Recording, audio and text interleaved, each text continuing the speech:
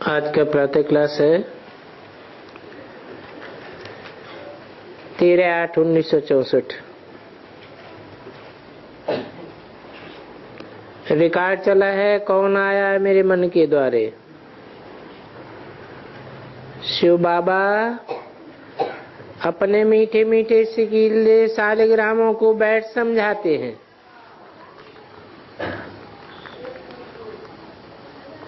समझाते किसको हैं? जो सालिग्राम बने बैठे हैं। शालिग्राम चावल के समूह को शालिग्राम कहा जाता है। शाली माने चावल, ग्राम माने समूह।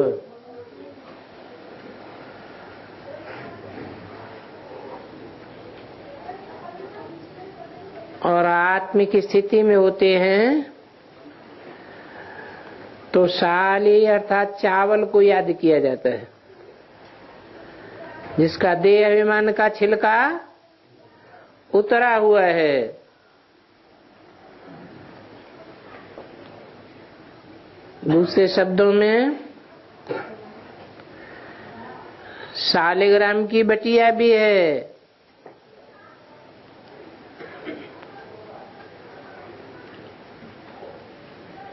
शिवलिंग बड़ा रूप है, महिमा बड़ी है, महत्ता बड़ी है। उसके मुकाबले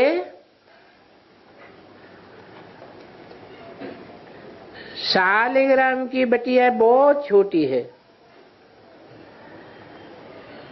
जैसे कि सब शिव के बच्चे हैं,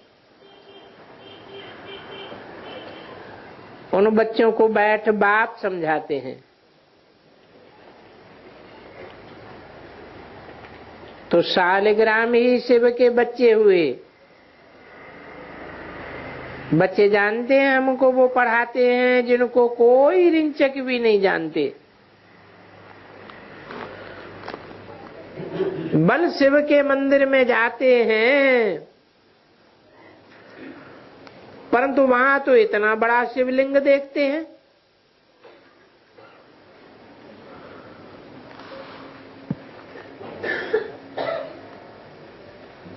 अब इतना बड़ा कोई है थोड़े ही।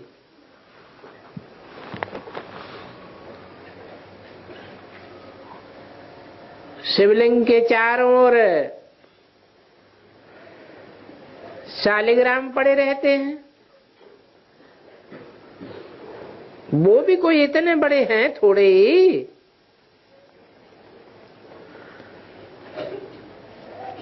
तो वो भक्त थोड़े ही समझते हैं हमारा बाबा बिंदी है। जो बच्चे शिव बाबा को इतना बड़ा समझकर याद करते होंगे तो कहेंगे वो बच्चे भी भूले हुए हैं। किसको? शिव बाबा को। क्योंकि इतना बड़ा रूप वो तो होता ही नहीं। बाप समझाते हैं मैं तो बिंदी मिसल हूं। बिंदु को कितना भी छोटा करते जाओ, अति सूक्ष्म ते सूक्ष्म बन जाएगा। तो बिंदी को कोई क्या समझ सकेगा? बल कोई कहते हैं अखंड ज्योति है, अखंड ज्योति स्वरूप है, फलाना है, परंतु नहीं, वो तो बिंदी है। और उस बिंदी को याद करना बड़ा मुश्किल है। क्या मुश्किल है? क्या मुश्किल है? याद करना मुश्किल है। क्यों? चमकती हुई बिंदी, छोटी सी बिंदी मुश्किल क्यों है? हल्की सी बिंदी है, उसका खुद का कोई रूप नहीं होता। रूप नहीं, बिंदी है ना। बिंदी वो पसंद नहीं, कोई सी भी बिंदी, बिंदी स्वरूप में टिकना मुश्किल क्यों है? क्योंकि हम देह अभिमानी बन पड़े। आत्मिक स्थिति में, सूक्ष्म स्थिति में टिकना मुश्किल हो जाता है। घड़ी घड़ी भूल जाते हैं।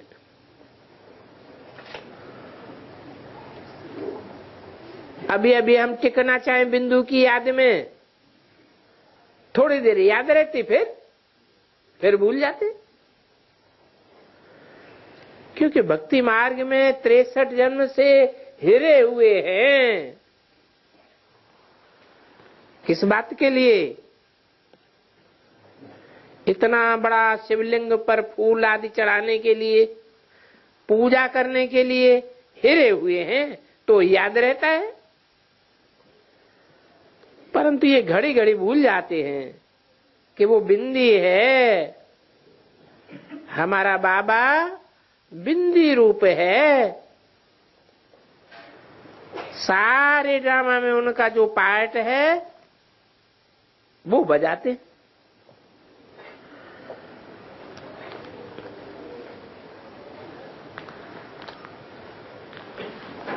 अब बिंदी की बैठ महिमा करेंगे क्या?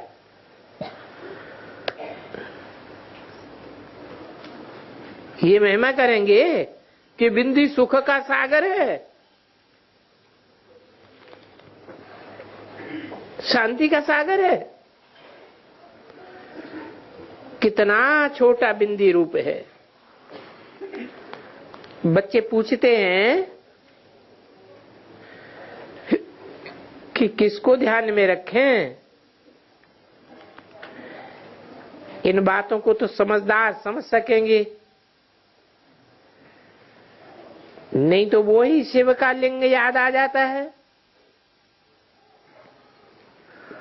और कृष्ण तो अच्छी रीति बुद्धि में बैठ सकता है,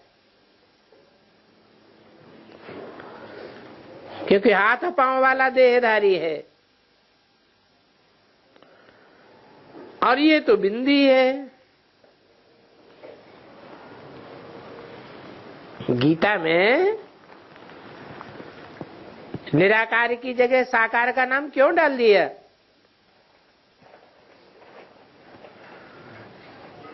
क्योंकि निराकार को याद करना मुश्किल, और साकार सजे सजाए कृष्ण के रूप को याद करना बड़ा आसान हो गया है। तो वो बिंदी। गीत में भी कहते हैं याद करूं तो याद ना आवे, तो फिर वो सूरत या वंडरफुल है ना। इतनी बिंदी है, ज्ञान का डांस करते रहते हैं। क्या मतलब?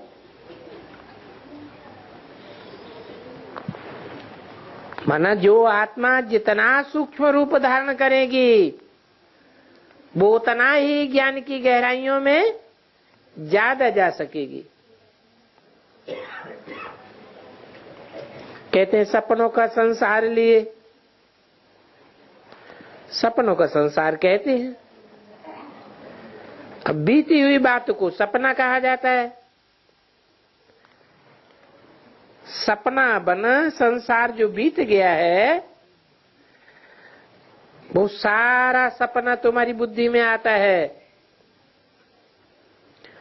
सारा ब्रह्मांड, मूल वतन, सूक्ष्म वतन, सतयुग, त्रेता, द्वापर, कलयुग सारा स्वप्न हो गया।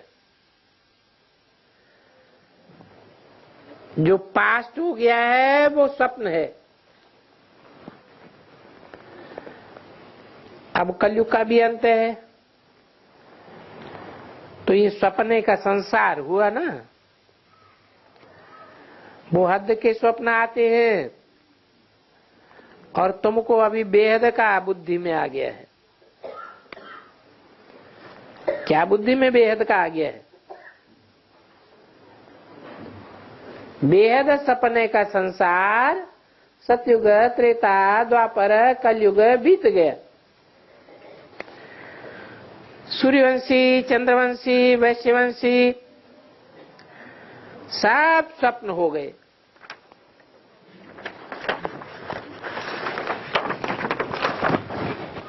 इसको कहा जाता है सपनों का संसार। 13/8/64 की वाणी का दूसरा पेज। इस सपने के संसार का राज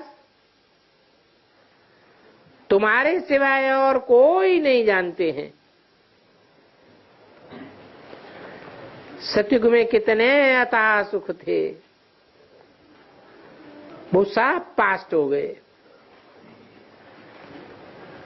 अभी तुम बच्चों को बुद्धि में आदि मध्य अंत का पूरा ज्ञान है। एक बाप की ही याद रहनी चाहिए। बाप जो समझाते हैं वो समझाने और कोई तो समझा ही नहीं सकता। और तुम्हारी बुद्धि में तो सपनों का संसार है। जानते हो ये पास्ट हो गया है। तुम्हारी बुद्धि जानती है। तुमको ऊपर से लेकर के नीचे तक सारा संसार याद है। सारे संसार की नॉलेज बुद्धि में है आदि से अंत तक। तुम अब त्रिकालदर्शी त्रिलोकीनाथ बन गए हो। त्रिलोकीनाथ बनने से तुम जैसे भगवान हो जाते हो। भगवान बैठ तुमको शिक्षा देते हैं।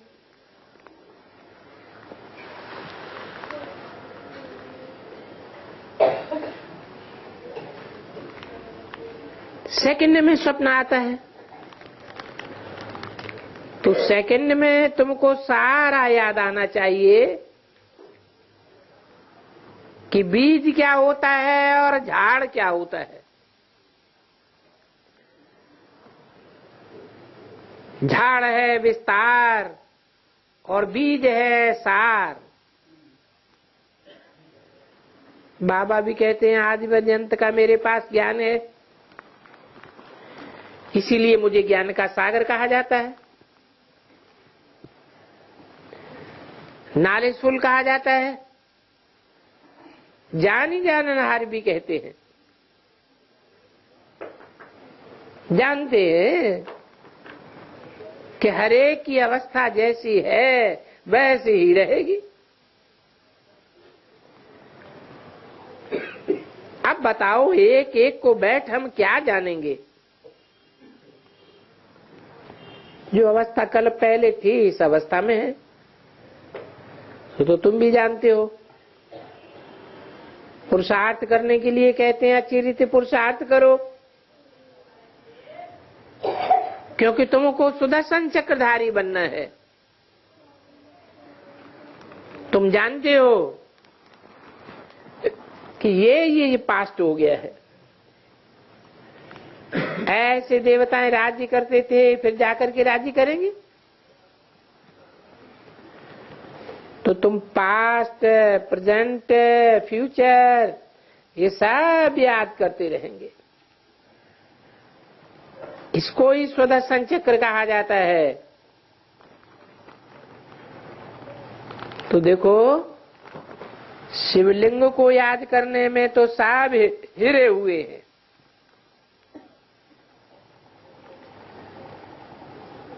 और अब तो समझते हैं कि बाबा ज्योतिर्लिंगम है। बिंदी कहे तो मुझे पड़े।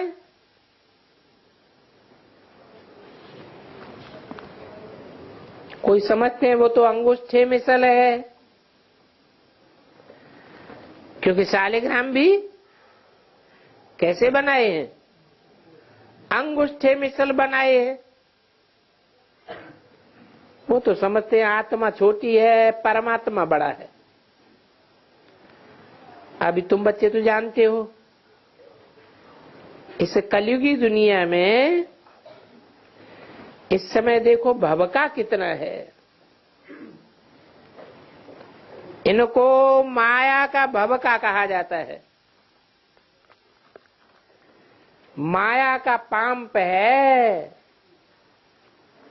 कितने बड़े बड़े शिवलिंग बनाते हैं।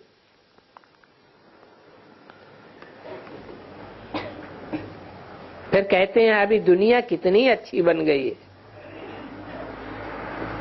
बड़े बड़े महलमानियां अटारियां बन गए हैं। अभी देखो अमेरिका का कितना भभका है।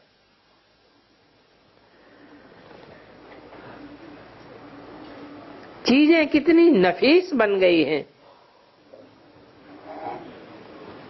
और हम तो समझते हैं ये सब मुलम्मे की चीजें हैं, जो अभी कुछ ही दिनों में खलास हो जाने वाली हैं। दिन प्रतिदिन बड़ी बड़ी इमारतें, डैम्स आदि ऐसे बनावेंगे जैसे बिल्कुल नई दुनिया है। ये सब मायावी पुरुष है ना।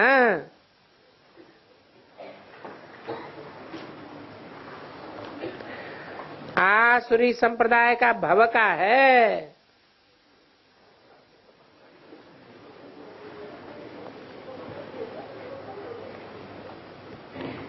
ये सब तत्सम है। अभी गया कि गया। बड़े बड़े साइंस घमंडी जो है, उनकी बुद्धि में है कि ये तो सब खत्म हो जाएंगे। एक दो को कह देते हैं ना, तुम इंटरफियर न करो, नहीं तो सब खत्म हो जाएंगे। और अमेरिका तो अपने को कितना बलवान समझता है, तो जरूर सेकंड नंबर में भी होगा जो उनका सामना करे। गाया हुआ भी है। दो बिल्ले आपस में लड़ते हैं। इन यादवों ने अपने कुल का नाश किया, तो ये दो बिल्ले हुए ना। वो ही अभी प्रैक्टिकल हो रहा है। क्या हद की दुनिया में कि बेहद की दुनिया में है? बेहद की दुनिया में, हद की दुनिया में नहीं। हद की दुनिया में भी तो अमेरिका और रशिया बेहद के दो बड़े बड़े बिल्ले हैं। और ब्राह्मणों की दुनिया में, ब्राह्मणों की दुनिया में भी बंबई और दिल्ली बड़े बड़े हैं जहां बिल्ले बैठे हुए हैं। अभी मौजूद हैं कि नहीं है? तो देखो प्रैक्टिकल हो रहा है। तुम बच्चे जानते हो, आगे भी इसी समय ही तुमने नॉलेज ली थी और अब भी ले रहे हो। बाप आकर तुमको सारी नॉलेज समझाते हैं। जैसे बाप की बुद्धि में है, वैसे तुम बच्चों की बुद्धि में भी है। क्या क्या तुम्हारी बुद्धि में है? क्या आखिरी ये दो बिल्ले आपस में लड़ेंगे और मक्खन सारा हमको मिल जाएगा? तुम तो जानते हो बरोबर शिव बाबा है। शिव बूरी को कहा जाता है। इतनी छोटी सी आत्मा में भी सारा पार्ट है। और तुम्हारा तो ऑलराउंड पार्ट है। किसका? माने किसका? जो भी सूर्यवंशी हैं उनका तो ऑलराउंड पार्ट है, सतयुग से लेकर कलयुग अंत तक, सतयुग आदि से लेकर। सतयुग त्रेता में जब तुम सुख भोगते हो तो उस समय बाप का कोई पार्ट नहीं। बाप कहते हैं मेरे से भी तुम्हारा जास्ती पार्ट है। तुम सुख में रहते हो तो मैं निर्वाण धाम में रहता हूं। मेरा कोई पार्ट नहीं। तुमने तो ऑलराउंड पार्ट बजाया है, तो जरूर थकान भी तुमको हुई होगी। इसीलिए लिखा हुआ है कि भगवान ने आकर के तुम्हारे चरण दबाए। बुजुर्ग लोग कहते हैं बच्चे तुम थक गए होंगे, तुमने आधा कल्प भक्ति के धक्के घर घर में जाकर खाए हैं। भक्ति मार्ग में भटकते भटकते तुम थक जाते हो, फिर बाप आकर उजूरा देते हैं, पुजारी से पूज्य बना देते हैं। तुम जानते हो हम सो पूज्य थे फिर पुजारी बने। ऐसे नहीं है कि परमात्मा ही आप ही पूज्य आप ही पुजारी है।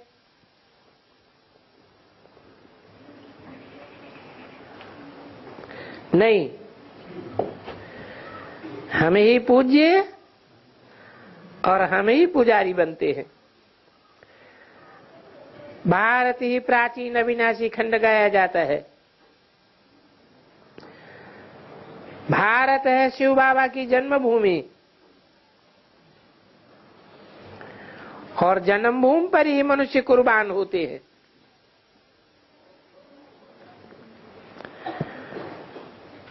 कांग्रेसियों ने भी देखो कितना माथा मारा इस बात के लिए,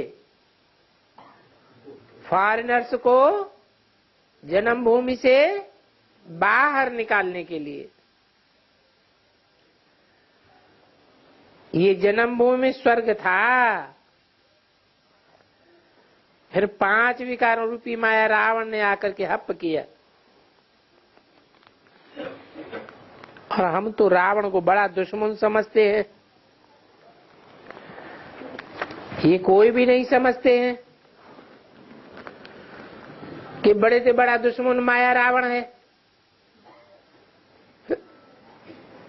जो हमारी राजाई ही खा गया। 13/8/64 की वाणी का 3रा पेज।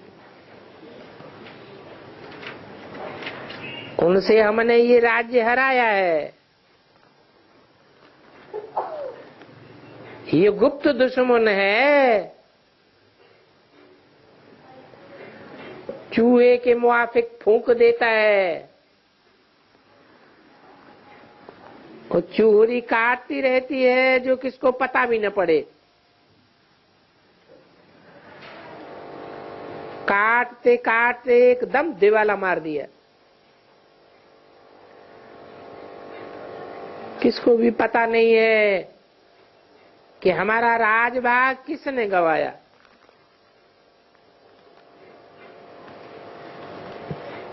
रावण ने कैसे हप किया। तो देखो ये हद की बातें हैं या बेहद की बातें हैं?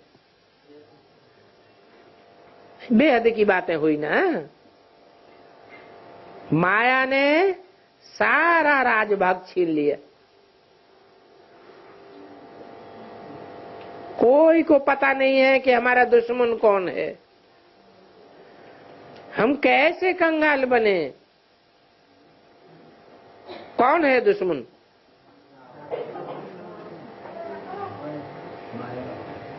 माया बड़ा चूहा है।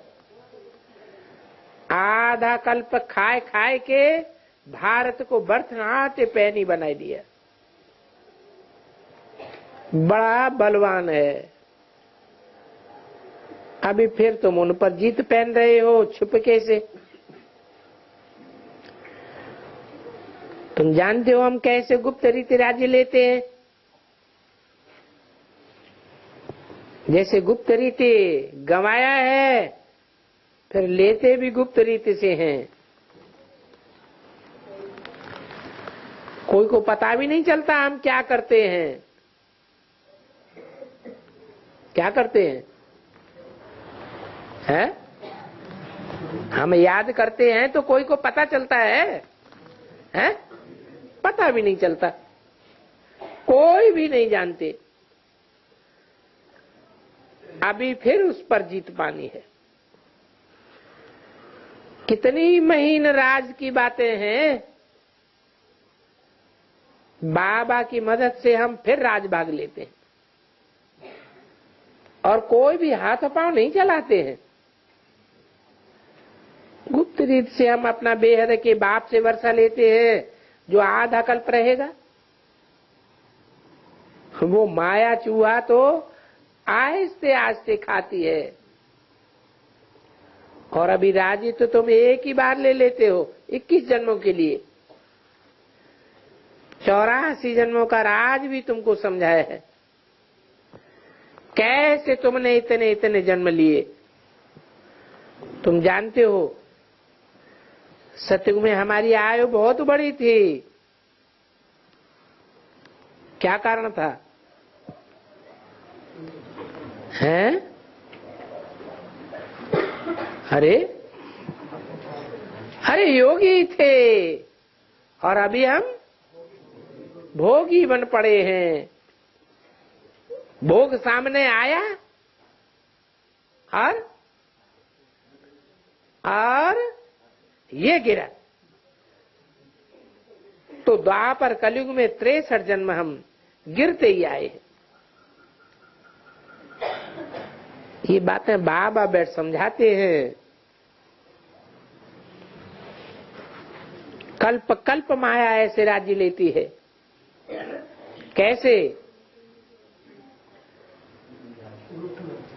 भोगी बनाए के। फिर हम भी उस माया से राज्य लेते हैं बाप की मदद से।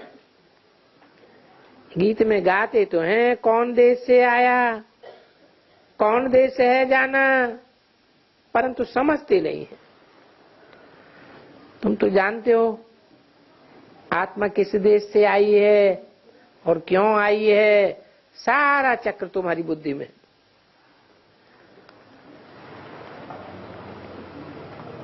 इस सारे चक्र में, सारे ड्रामा में हीरो हीरोइन का पार्ट है शिव बाबा का।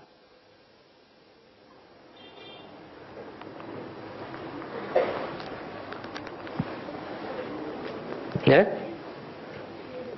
शिव बाबा का हीरो हीरोइन का पार्ट है। सारे चक्र में या परमधाम में बैठते हैं?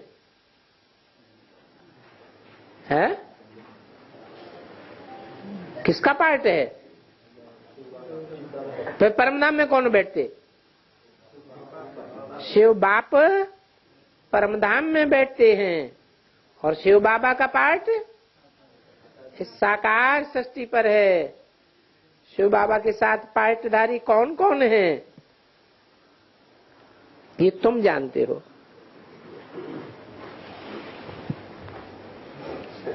पहले पहले जन्म देते हैं ब्रह्मा विष्णु शंकर को।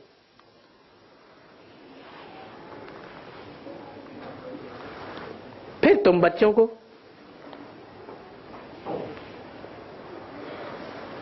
कौन बच्चों को?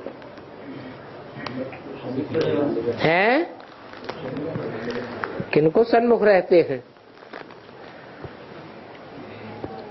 जिनके लिए बोलते हैं बच्चे बाप बिगड़ रह नहीं सकते, बाप बच्चों के बगैर रह नहीं सकते। तुम बाप के साथ मददगार ठहरे।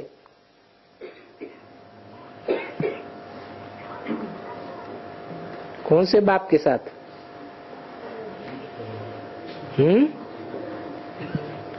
शिव बाबा के साथ मददगार ठहरे कि बाप के साथ मददगार ठहरे? तुम बाप के साथ मददगार ठहरे कौन से टाइम पर? संगम युग में।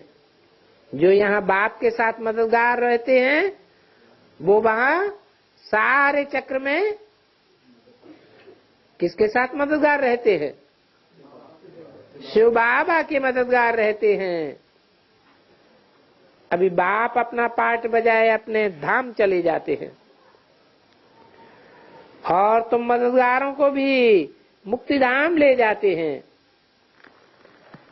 तुम मुक्ति धाम में जाए फिर जीवन मुक्ति में चले जाएंगे। कितना अच्छी रीत तुमको बुद्धि में ये बातें रखनी चाहिए। ये तुम्हारा सपनों का संसार है। जानते हो सत्युग त्रेता में देवी देवताएं थे, अभी तो नहीं है। इस गीत का कितना रूही राज है, कैसे स्वप्नों को संसार बुद्धि में लेकर बैठे हैं। ये सारा चक्र कैसे फिरता है। जो नॉलेज बाबा में है वो हमारे में भी है। बेहद के बाप में ही ये सारी बेहद की नॉलेज है। बच्चे जानते हैं कि ये सारी नॉलेज स्वप्न हो जाएगी। ये बड़ी समझने और समझाने की बातें हैं। सत्युग त्रेता में ये बातें कोई की बुद्धि में नहीं होती हैं। अभी तुमको गुह्य से गुह्य पॉइंट्स मिलती रहती है। तो बुद्धि में सारा चक्र रहना चाहिए। भक्ति मार्ग में क्या है वो भी बुद्धि में रहे। कब से शुरू होता है, इससे कुछ भी फायदा नहीं हुआ। भक्ति करते करते नुकसान में आ गए। अब फिर कौड़ी से हीरे जैसा बनते हो। माया कौड़ी जैसा बना देती है। बाप ज्ञान का डांस सिखलाते हैं, फिर वहां जाकर के तुम डांस करेंगे। ये सब बातें बड़ी वंडरफुल जानने लायक है। यहाँ की रस्म रिवाज वहां बिल्कुल नहीं होती है। वो है ही वाइसलेस वर्ल्ड। माया का वहां नाम निशान नहीं होता।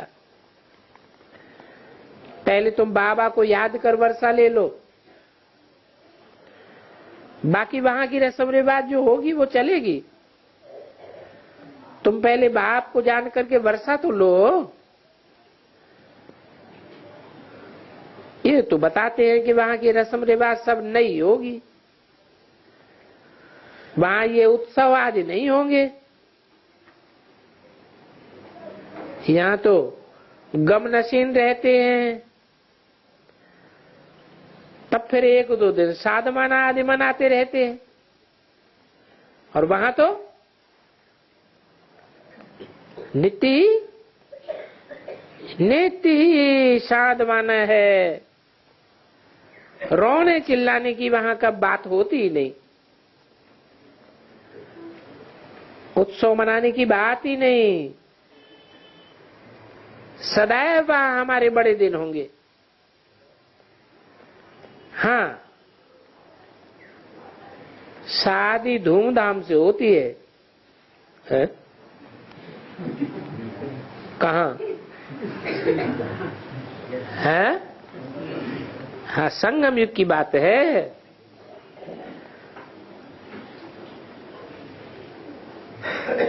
दहेज में दास दासियां मिलती हैं, बाकी त्योहार आदि की तो दरकार ही नहीं रहती। ये है ही संगम युग की बातें जो भक्ति मार्ग के लिए गाई जाती हैं। वहां तो सदैव खुशियां ही खुशियां हैं। अच्छा, माता पिता का, बाप दादा का, सिकील दे बच्चों प्रति याद प्यार, गुड मॉर्निंग। छोटे छोटे 2 रात्रि क्लास हैं। एक है 7-8-64 का। ये अमृतसर अच्छा गांव है।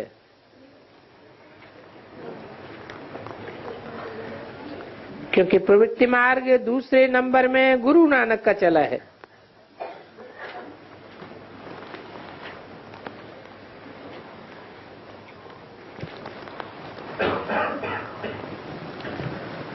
पंजाब में महारानी महाराजा भी हुए हैं। अकाल मूर्त कहते हैं जिसको काल नहीं खा सकता। काल तो आत्माओं को भी नहीं खा सकता। क्या मतलब हुआ? अगर हम बच्चे काल से कवलित हो जाएं तो आत्मिक स्थिति वाले कहे जाएंगे या देह अभिमानी कहे जाएंगे?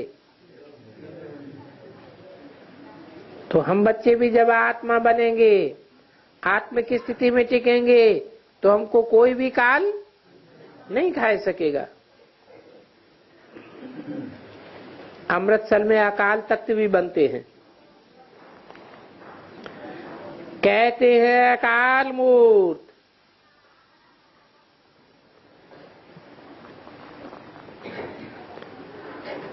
उनका अकाल तख्त। अब अकाल तख्त तो वास्तव में सोमनाथ मंदिर भी ठहरा।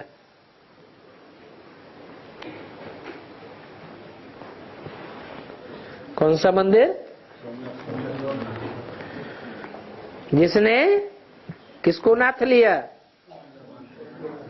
सोम चंद्रमा को नाथ लिया।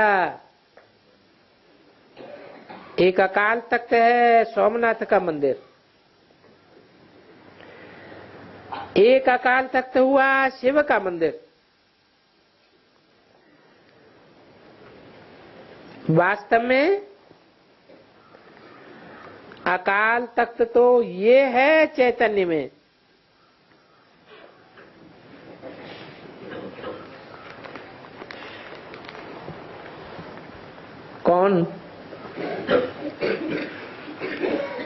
कौन हुआ चैतन्य में अकाल तख्त? जिसमें जिसमें प्रवेश करते हैं। बाबा कहते हैं मैं इस चैतन्य में आता हूं। कोई जड़ लिंग में नहीं आता हूं। जो सोमनाथ मंदिर में बनाई दिया है या अमृतसर में अकाल तख्त बनाई दिया है, बाद में फिर यादगार मेरा तख्त मंदिर बनाते हैं।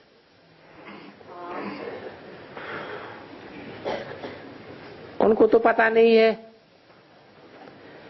कि आखिरी नबी परमपिता परमात्मा किस तख्त पर अथवा किस रथ पर आते हैं। बाबा कहते हैं चैतन्य में तो मैं यहां ही हूं, वहां नहीं हूं। कहां? द्वापर में अथवा कलयुग में जो अकाल तख्त बनाया हुआ है वहां नहीं हूं। चैतन्य में तो मैं यहाँ संगम में ही प्रत्यक्ष होता हूं, अकाल तख्त पर। बाकी भक्ति मार्ग में मंदिर बनाते हैं, फिर भी नाम अकाल तख्त अमृतसर में है। क्या नाम दिया? अमृत का तालाब।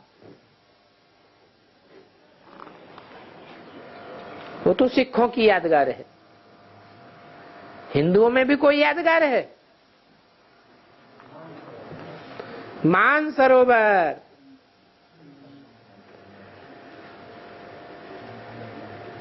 अमृतसर में सिखों की राजाई भी हुई है। और कोई भी धर्म नहीं है विधर्मियों के बीच जिसने राजाई स्थापन की हो, सिवाय सिख धर्म के। और कोई धर्म है? और कोई धर्म वालों ने राजाई स्थापन नहीं की है। सिख धर्म में ही महाराजा महारानी हुए हैं। अमृतसर बहुत अच्छा गांव है, वहां से सर्वसोल बच्चियां भी निकली हैं और पहलवान सिपाही भी अमृतसर से आए हैं। अच्छा, ओम शांति। दूसरा रात्रि क्लास है 12/8/64 का। तुम बच्चों को अच्छी रीति याद रहनी है।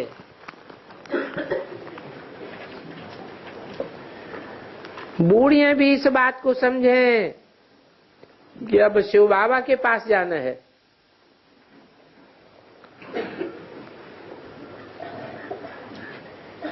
अंदर में कुछ तो ज्ञान चलना चाहिए ना।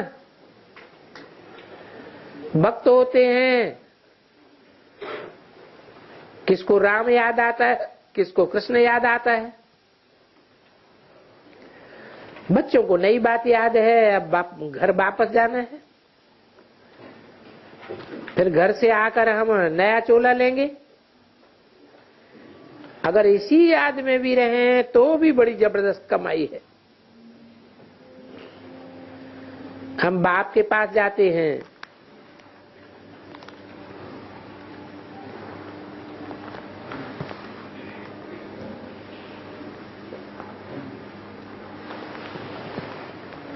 फिर वापस आवेंगे। क्या मतलब हुआ?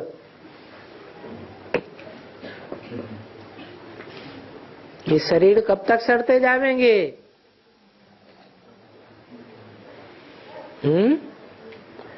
शरीर सड़ते जावेंगे, आत्मा पावरफुल होती जाएगी। कब तक की बात है? जब तक परमधाम वापस नहीं जावे। परमधाम से जब वापस आवेंगे तो नया चोला मिलेगा, कंचन काया मिलेगी। इस याद में भी रहें तो भी बड़ी जबरदस्त कमाई है। हम बाप के पास जाते हैं, फिर वापस आवेंगे। जितना याद करेंगे उतना एवर हेल्दी वर्षा पावेंगे।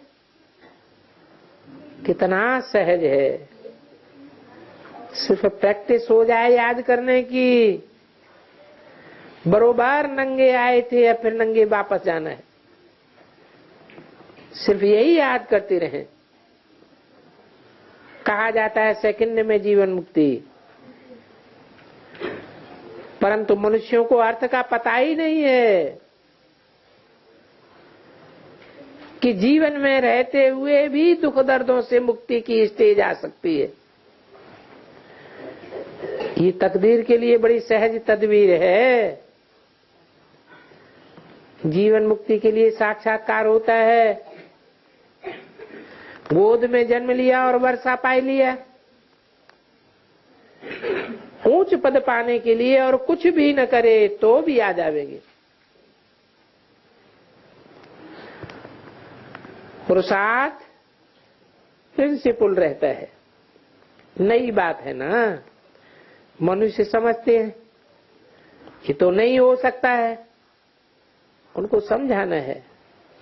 अरे गाया हुआ है सेकंड में जीवन मुक्ति, इसका अब रास्ता बताते हैं। सतयुगी देवी देवता जीवन मुक्त होते हैं ना। ये धर्म स्थापन होता है संगम युग पर। अवतार भी अभी संगम के गाए हुए हैं।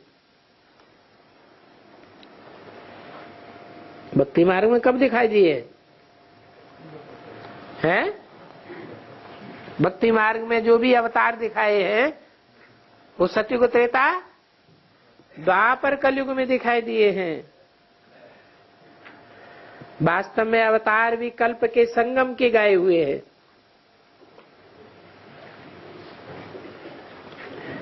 बाप अच्छी रीति समझाते हैं क्या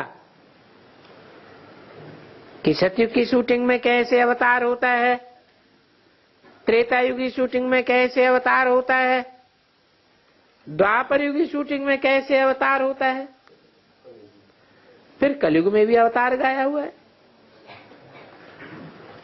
जीवन मुक्त थे, अभी जीवन मुक्त बंध में हैं, तो बच्चों को नशा रहना चाहिए। हमको पढ़ाते कौन है?